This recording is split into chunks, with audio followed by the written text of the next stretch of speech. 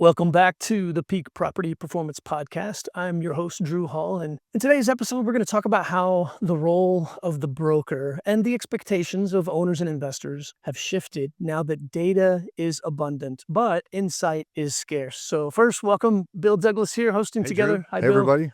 Great to be back. Jim Resha, say hello to everybody before I read your intro. Today, our guest is Jim Resha. Hey guys, it's Resha, Sorry. Bill. Sorry I about should that. have known that. But no problem whatsoever, and I'm excited to be on We with are you guys human. today. We make lots of mistakes. Exactly. Jim's background. He's a commercial real estate investment sales broker and principal with Sperry Commercial Global Affiliates. Jim has spent his career helping owners and investors turn market data into clear, actionable decisions. In a world where everyone has access to information, his focus is on interpretation, judgment, and strategy. We're talking with Jim today about how data, digital discipline, and operating visibility are changing how assets are valued, marketed, and transacted. So again, Jim, welcome to the show. Glad to have you. Thank you. I appreciate it. All right, Jim, let's start off. We're going to talk a lot about data today, for sure. We always do. It's really powerful. But in today's world, clients have access to most of the same data, most of the same market data that brokers have had access to for a very long time. How is this creating value in transacting these CRE deals? That's a great question, Drew, because,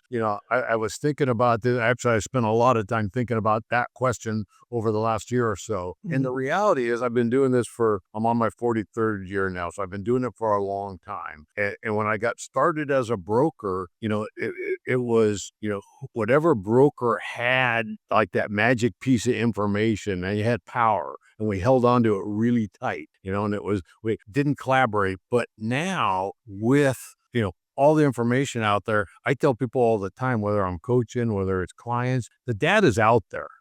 Our clients have access to every piece of information that we have. Our job is to collect it, interpret it, and most importantly, be able to explain it, be able to give it back to our clients in a way that they can do something with it. So understanding, what that means. Yeah. It's almost like you just answered my next question, because that's what I was going to ask was, where do you see owners, investors struggling the most? Is it accessing all that data, or is it, once they've got access to it, is it interpreting, knowing what to do with what they've got? It sounds like there's quite a bit of the latter there, knowing what to do with what they've got. Yeah, I certainly think it's both and everything in between. There's certainly owners that have the sophistication. They've got the data, they collect the data, and maybe even do a good job of interpreting it, all the way down to, the private owner owns a couple of properties, doesn't necessarily care. He's always operated his property. It puts a nice check in his pocket every month, but doesn't really understand how all the market data would be a beneficial to him. So kind of being able to communicate across that whole spectrum is really important. Well, Jim, we talk a lot on the show, and as you know, because our paths crossed outside the show, we are strong believers that tech stacks and data discipline deserve the same scrutiny as assets. And more importantly, technology shouldn't be an expense. It should be an income-generating asset. So you told me you're formalizing and auditing your own tech stack. So what prompted that, and what surprised you as you went through this process? Man, great question. So I think one, just the whole notion of technology, and I would say, this has probably been a 3 or 4 year journey for me personally, and our group here really answering the question, how can we maximize the use of technology? And really from a perspective of, when I first started reading about it, there was a part of me that was like, oh crap, they're not going to need me anymore, right? It's like, we have technology, we have the robots do what I do. And then kind of coming to the point where understanding that, that's probably not true. I'm in a people business. It's the relationships. It's the being a trusted advisor and being able to give that advice. So the technology and the analytics helps me be a better provider, a better trusted advisor to them.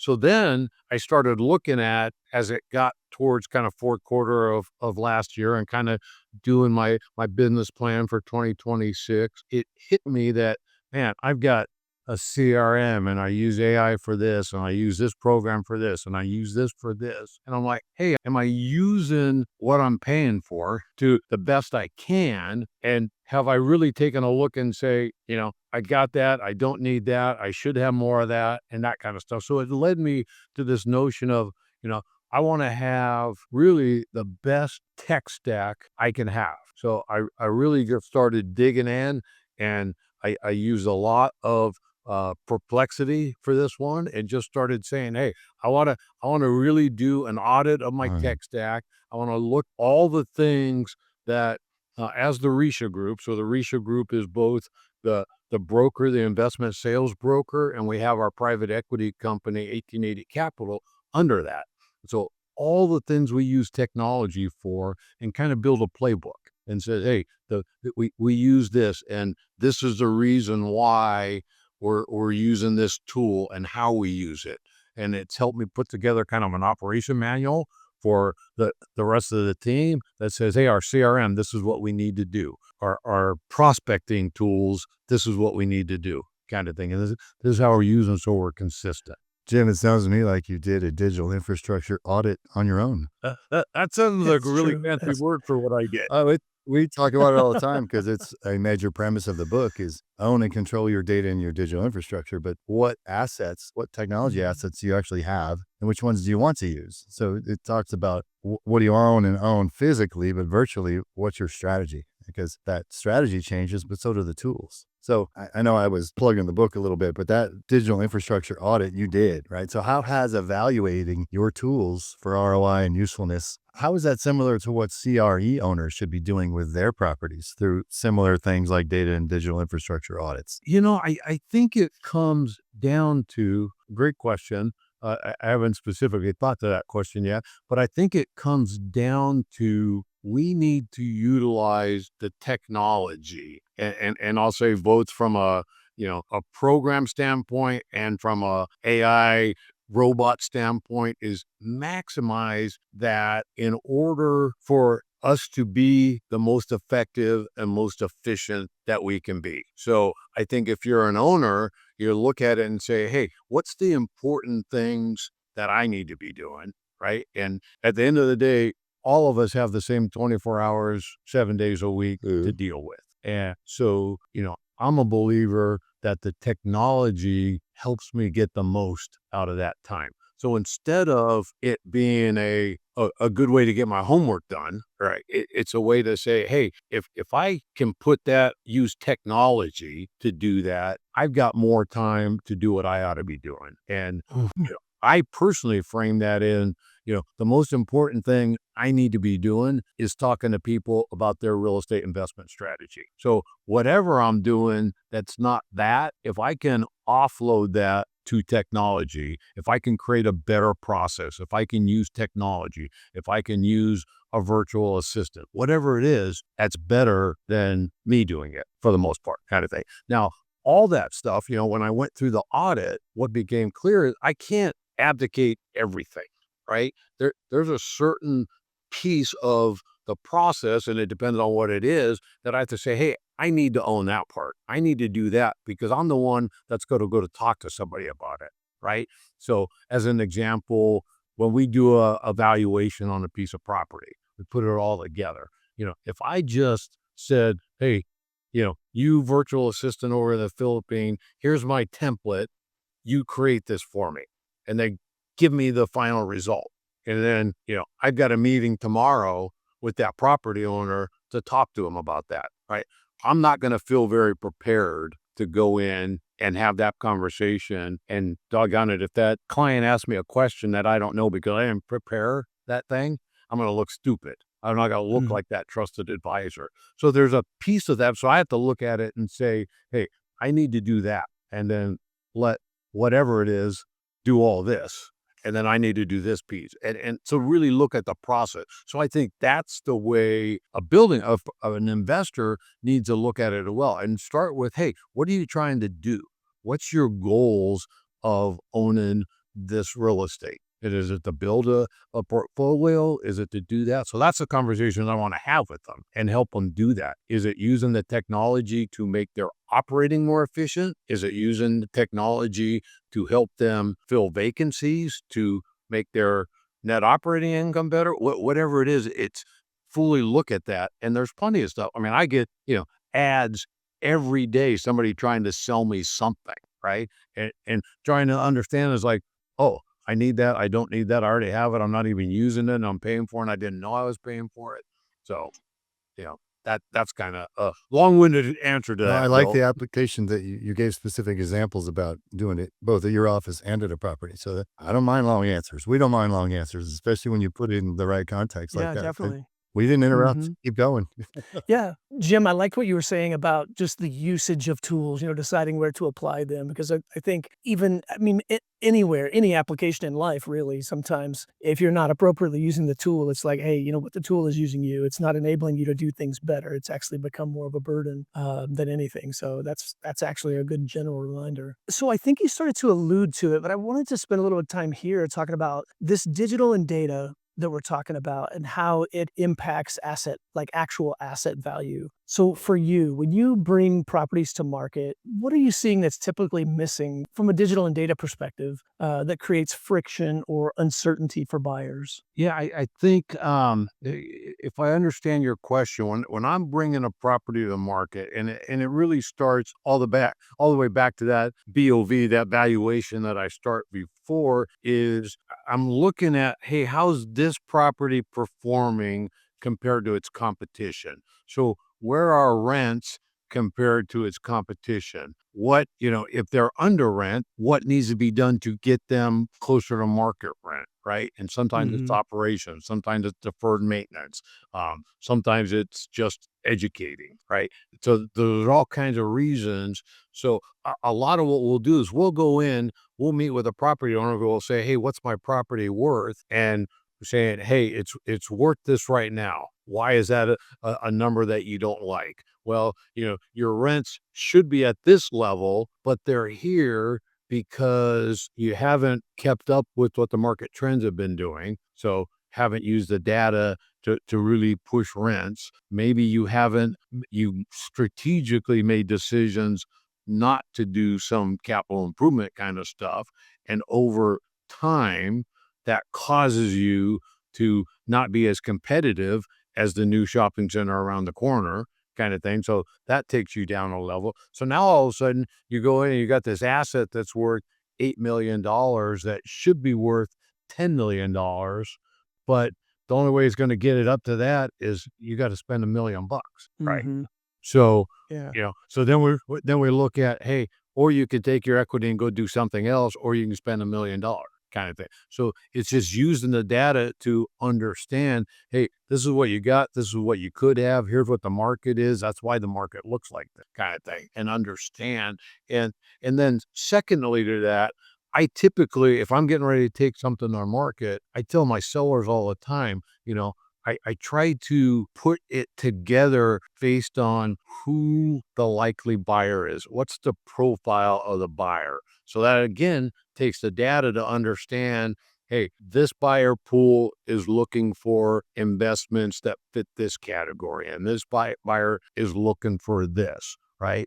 And so I had one just the other day where, the owner calls me and says, Jim, I got to sell this building. I've owned it for 4 years. It's 90% vacant. I'm getting killed on it. I just want to see if I can get my money back out.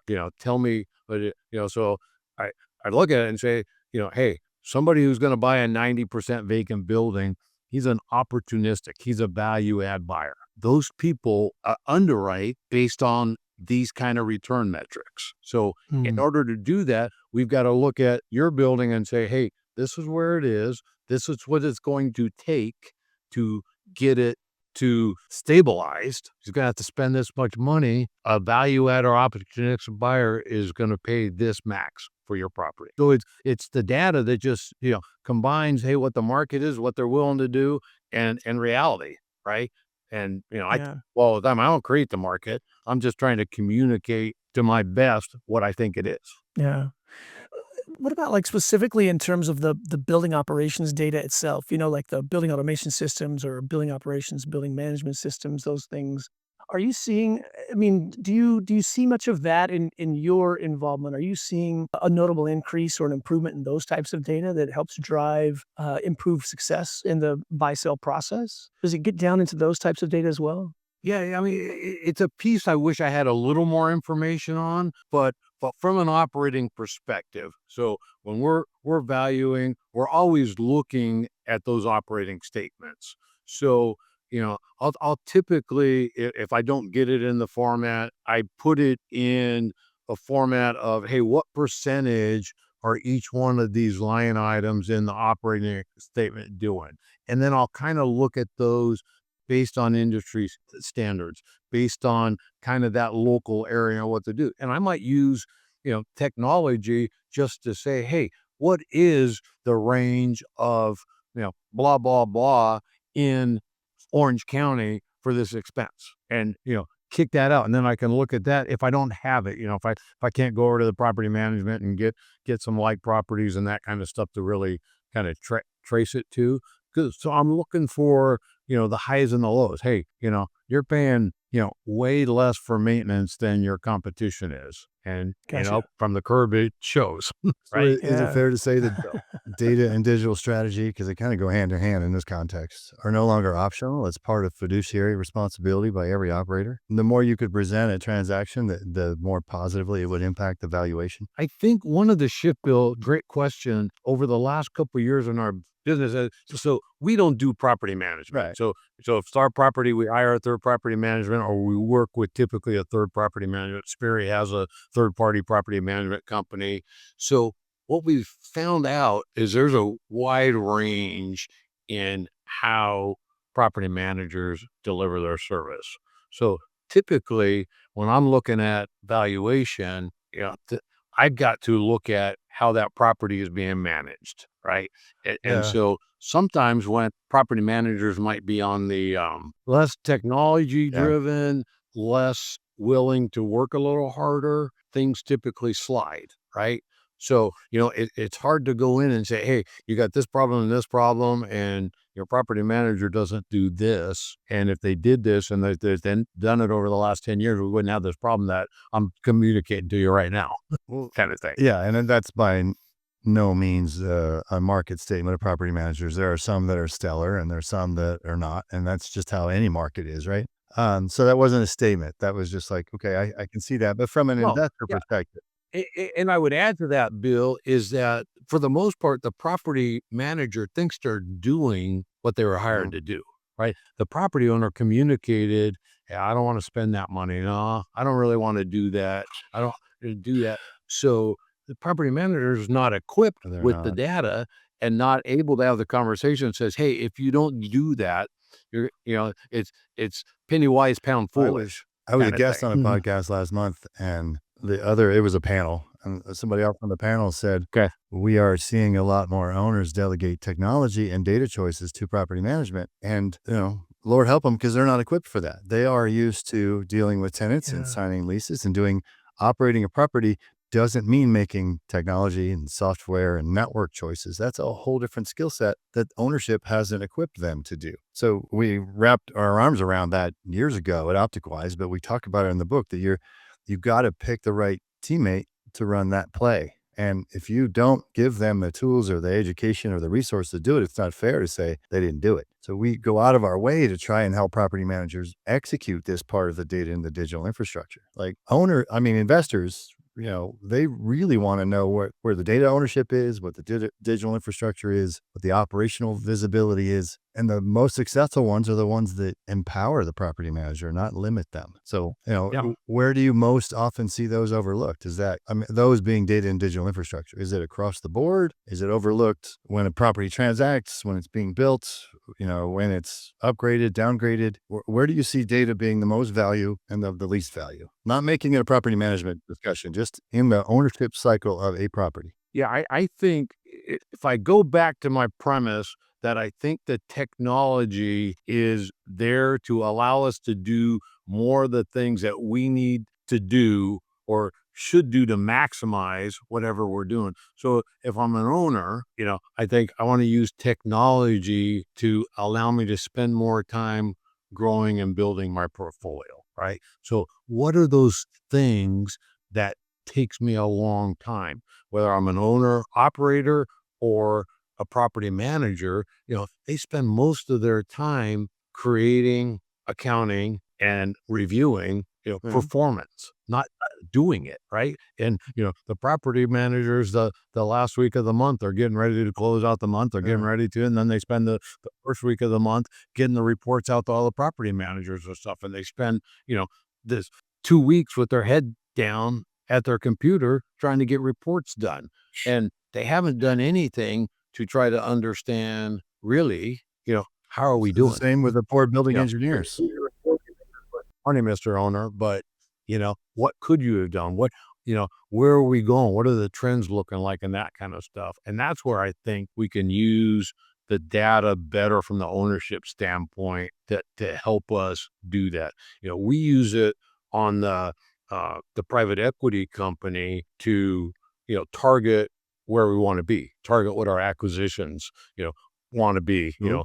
what kind of stuff do we want to be looking for and where is that happening? The clarification in the end, property building engineers, for instance, they do the same thing and spend too much time heads down looking at numbers, in our opinion. And they may or may not work for property management. Depends on how it's structured. But their skill set is in moving air and water and power and all that stuff and taking care of tenant problems. Like they shouldn't be doing analyzation. They shouldn't be doing things that could be automated. And the data enables them to be so much more efficient, just like the data enables property management to be that much more efficient. So thanks for bringing up those examples. I was just reiterating that we do see sometimes building engineers are under that umbrella and sometimes they're not, but they are a key to leveraging efficiency on reducing OpEx. Yeah. Exactly. Yeah. Well, shall we head to the extra floor? Jim, do you know what the You extra ready? floor is? Do you even know? So, Jim, what we do at the end of our discussions like this, we just call it the extra floor, the spirit of commercial real estate. But it's kind of a shift from what we've been doing just in terms of kind of long form discussion Q&A. And it's just a series of 5 questions, gut level responses, as short as you want it to be. There's absolutely no wrong answer, of course. What is a book or a podcast that has shaped how you think? I spend a lot of time listening to podcasts. The probably the best one that gives me the most well-rounded is a buddy of mine named Bo Barron, who has one called Commercially Speaking. And so he just touches on a really broad range, but he spends a lot of time talking about, what he actually does. And he brings guests on to do it. And he's had a couple technology guys that have come on and been guests on his shows. And I learned a lot about AI from one of them for sure. Awesome. So shifting gears a little bit, what's the best piece of career or life advice you've ever received?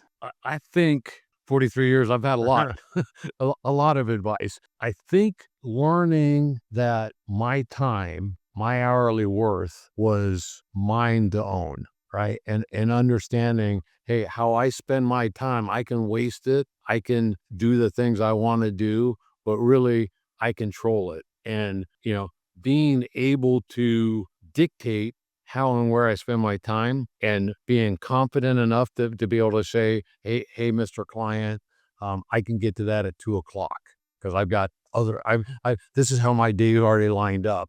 I tell people all the time, hey, our clients will waste our time if we let them. So when it comes down to technology, maximizing my time is really critical for me. That's great. I love it. I feel like time is so often a component of these answers that we do here in this section of the podcast. That's great. Number 3, what is one habit or practice that consistently makes you more effective? Good question. So last year, the first book I read last year was Atomic Habits. And out of that, I created my morning habit stack and I just worked on formalizing. So I know I've got a 3-hour habit that I do from the time I get out of bed till I leave to go to work. So I know in order for me to get everything done, that includes, reading my emails, reading the news articles, working out, eating breakfast, all that stuff. It takes me 3 hours. So I know if I got to be somewhere, I got to start 3 hours before. And, I just run that 3-hour plan, and it just sets me up with a win for the day. I'm already like, hey, I've done what I need to do. I feel equipped. I know what my calendar is. I know what's coming ahead, and I'm just good to go. So that's probably the best habit I've ever really formalized. Atomic habits. I love it. Well, this one's easy. Yeah. Early bird or night owl? Early bird. I kind of thought so, given your atomic habits, but Yeah. Sounds like it. Yeah, for sure. Typically four All right. o'clock a.m. Yeah, that qualifies as early for sure. All right, number 5, the last one here, Jim. When you're not working, what do you love to do that recharges you? I love, number one, USC football. That's been fun for me. I've got a boat out at the lake, so getting out to the lake, getting out at the beach, getting on the water any way I get, that's a close second. I'll have to like that Yeah. second one. Fantastic. So, Jim, we put these in the show Yeah. notes too, but for the listeners only that are not looking at it, how can they contact you? What's the best way? Contact me. The Resha Group website is thereshagroup.com. My email is jim.resha at Sperry, SPERRYCGA.com. And you can find me by my name, Jim Resha, on And LinkedIn. for clarification, Resha has one E, right? Yeah. Okay. One E. RESHA. Okay. Well, Jim, thank you so much for joining us today. It's been a great time. We really appreciate you being here. And as always, we say thank you to our listeners out there. And listeners, be sure to follow, like, subscribe, and we will see you on the next episode of Peak Property Performance. Thank you. Thanks, everybody. Thanks so much, guys. That was fun.